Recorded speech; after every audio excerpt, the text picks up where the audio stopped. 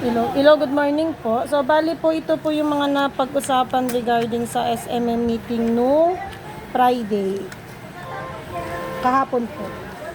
Bali po regarding sa warehouse request inventory, meron po tayong inventory request na TIT, Raglan, 3/4. Ang kulay po is maroon. Ang sizes niya po is extra small to 3XL. Meron din pong Raglan 3/4 navy blue. Extra small hanggang 3XL din po. Then CBC moss green. Medium, large at 2XL lang po yung sizes. So meron po tayong item na for allocation. Bomber jacket with hood.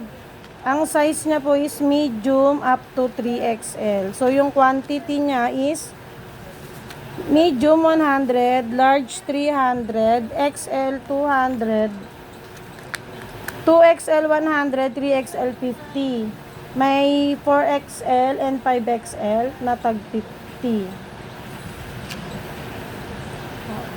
So bali may ano dito, merong sinend dito kung sino po yung mga kukontakin natin pag may inquiry tayo. Si RB ng PG1, kapag ang inquiry po natin is mga CBC, mga oversize, mga raglan, mga binek. So, doon na tayo ko-contact sa kanya. Kay Raymart naman, PG2, siya po yung may hawak ng mga dry fit na premium, mga dry fit raglan, dry fit collar, mga dry fit ringer.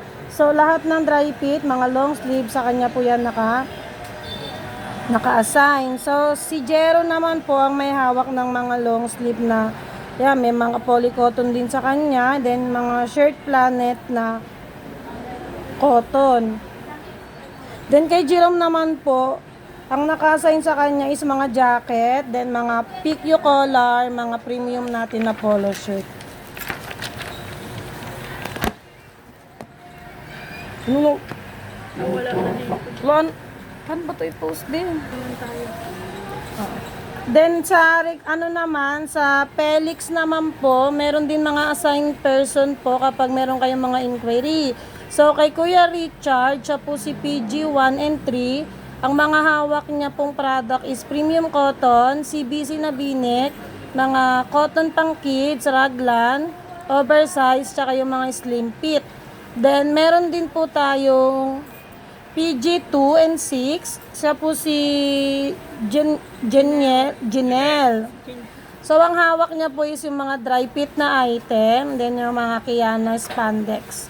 So, meron din tayo kay PG4 and 5. Ang pangalan niya naman is Elmer. Ang hawak niya po is yung mga premium quality natin na polo shirt.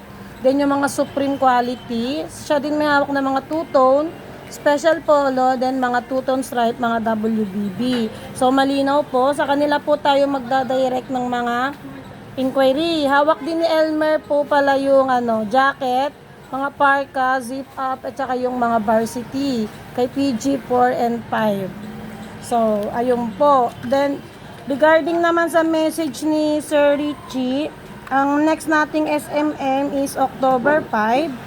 Then, yung mga pinapa-approve natin sa mga customer, lalo na pag mga made to order, mahalaga talaga may approval ng customer. Hindi lang basta verbal na approve.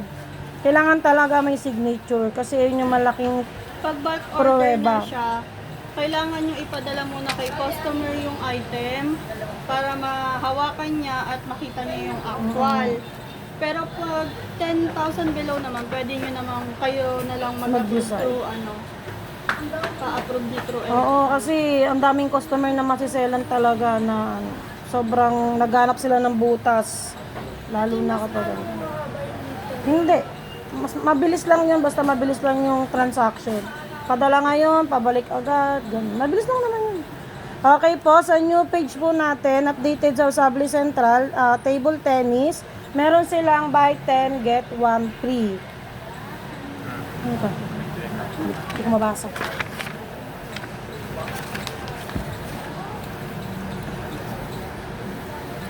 New updates po natin sa brochure po is meron days of the week. Days of the week. Yung Monday to Friday na iba-ibang kulay na damit. Meron na tayo sa brochure niyan, ilalabas na po nila. Okay. That's regarding sa treasury, ang may refund kasi nung kahapon is yung SP Ojon 2 kila Sir Eman. So, ang naging problem kasi ng ano do, naging issue do ng customer is hindi nila in-approve yung fabric. So, talagang mahalaga talaga na makita at masampulan talaga ng mabuti yung mga tela. Maselan kasi minsan yung ibang customer. Hindi yung basta lang tayo take ng order, lalo pag bulk order. Mahirap yung magkaroon tayo ng refund. So, sa MIS, ang topic is visual cut, calendar. Yung calendar ng mga visual, pwede na siyang palitan.